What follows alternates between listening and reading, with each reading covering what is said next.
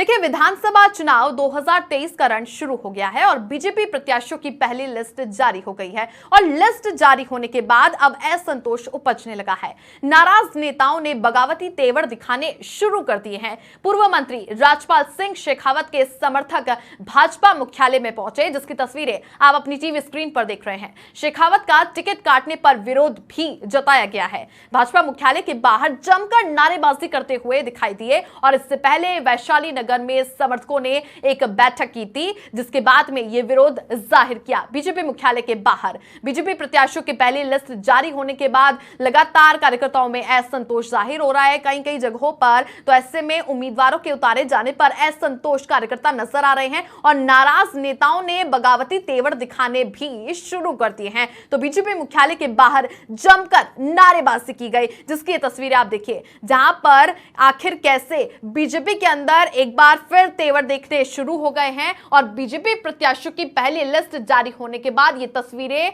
एक अलग ही मायने जिसमें असंतोष जाहिर हो रहा है वो जाहिर कर रही है।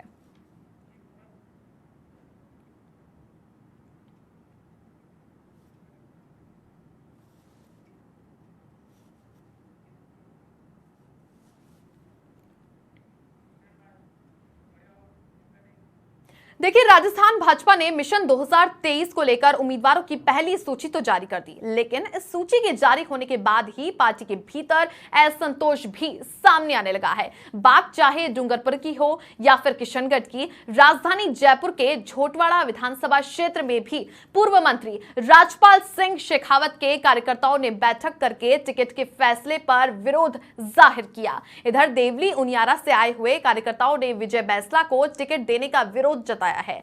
भाजपा मुख्यालय के बाहर पिछले विधानसभा चुनावों में उम्मीदवार रहे राजेंद्र गुर्जर के कार्यकर्ताओं ने जमकर नारेबाजी की। उन्होंने कहा कि भले ही विजय बैंसला समाज के नेता हो सकते हैं, लेकिन क्षेत्र के लोग बाहरी उम्मीदवार को पसंद नहीं करेंगे। तो देखिए, टिकट के बाद विरोध के स्वर उठने लगे हैं। कई नेताओं ने बगावती तेवर दिखाए हैं और करीब सभी सीटों पर यह बगावती सुर सामने आने लगे हैं।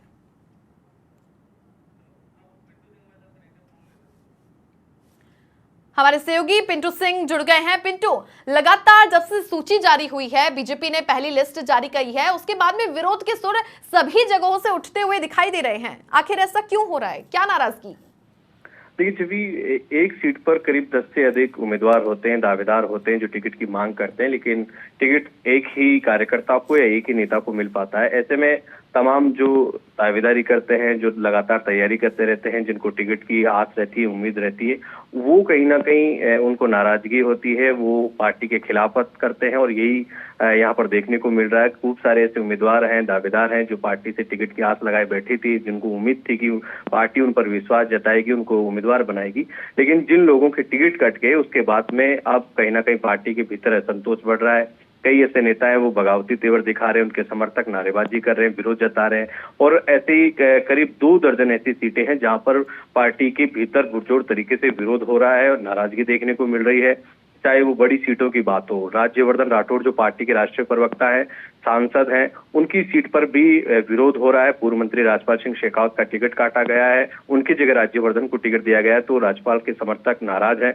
आज बड़ी तादाद में उनके समर्थक कार्यकर्ता बीजेपी मुख्यालय पहुंचे, नारेबाजी की, राज्यवर्धन गो बैक के नारे लगाए, आशु सिंह सुरपुरा विरोध कर रहे हैं और विजय बैंसला एक बड़ा नाम है, गुर्जर समाज का, गुर्जर आरक्षण संघर्ष समिति के रहे किरोड़ी सिंह बैंसला के बेटे हैं, उनको देवली उनियारा से प्रत्याशी बनाया गया है। तो उनके विरोध में राजेंद्र गुर्जर जो पहले प्रत्याशी रहे हैं, 2013 में विधायक रहे, उनके समर्थक नारेबाजी करने पहुंचे, विरोध जताने पहुंचे।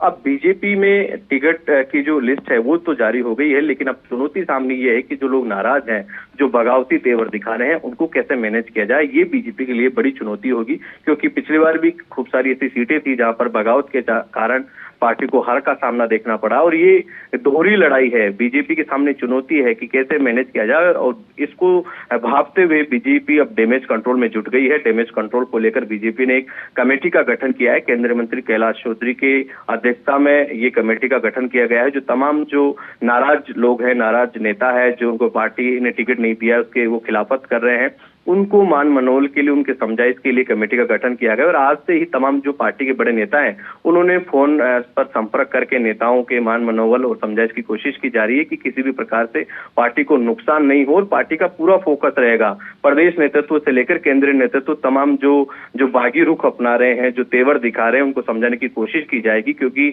अगर ये तमाम लोग चुनाव लड़ते हैं तो पार्टी को बड़ा नुकसान होगा। इसलिए बीजेपी के सामने बड़ी चुनौती है कि ये जो नाराज है इनको कैसे भी करके समझाया जाए और पार्टी के साथ लाया जाए। पार्टी ने जिसको आधिकारिक तौर पर प्रत्याशी बनाया है उसके साथ लगाया जाए। आपको पता होगा कि प्रधानमंत्री नरेंद्र मोदी खुद बार बार ये अपनी रैलियों में कह रहे हैं कि हमारा प्रत्याशी सिर्फ कमल का फूल है।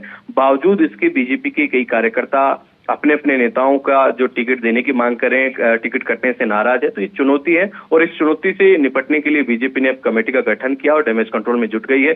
अब वक्त बताएगा बीजेपी इस बगावत को कितना थामने में कामयाब होती है। जी बिल्कुल पिंटू, तो बीजेपी मुख्यालय से जो ये तस्वीरें सामने आई है वो अपने आप में बीजेपी के लिए टेंशन खड़ी करने वाली है। क्योंकि ये देखिए किस प्रकार से विरोध के स्वर उठते हुए दिखाई दे रहे हैं, हाथों में तख्ती लेके बाहरी भगाओ, ये इस प्रकार के यहाँ पर साइन दिए गए हैं कि ऐसे में उनके पसंदीदा प्रत्याशी को आखिर क्यों नहीं लिया गया। तो ये तस्वीर अच्छी नहीं है भारतीय जनता पार्टी के लिए। देखिए, निश्चित तौर पर चुनौती है जब पार्टी के कार्यकर्ता या पार्टी के नेता जब बगावती तौर पर आ जाते हैं तो संगठन टूट जाता है, पार्टी बंट जाती है, कार्यकर्ता बढ़ जाते हैं, नेता बढ़ जाते हैं। ऐसे में वोटों का ध्रुवीकरण भी होता है, वोट बंट भी जाते हैं, उससे सामने वाली पार्टी को फायदा होता है। और जब अपने ही दो प्रत्याशी चुनाव लड़ते हैं तो नुकसान भी होता है। पिछली बार भी ऐसा कई जगह हुआ था जब टिकट करने से नाराज चुनाव लड़े थे नेता, तो ना तो वो खुद जीत पाए ना बीजेपी जीत पाई। ऐसी स्थिति में पार्टी को नुकसान भी हुआ और यही कारण है कि पिछली बार जो कई बागी थे जो दूसरे स्थान पर रहे, जो मजबूत रहे थे, पार्टी ने मजबूरी में उनको टिकट दिया है। तो अब चुनौती बीजेपी के सामने है, लेकिन एक रणनीतिक तौर पर पार्टी इस पूरे काम में लग गई है। तमाम बड़े नेताओं से उनसे संपर्क किया जा रहा है, उनको समझाइश की कोशिश की जा रही है।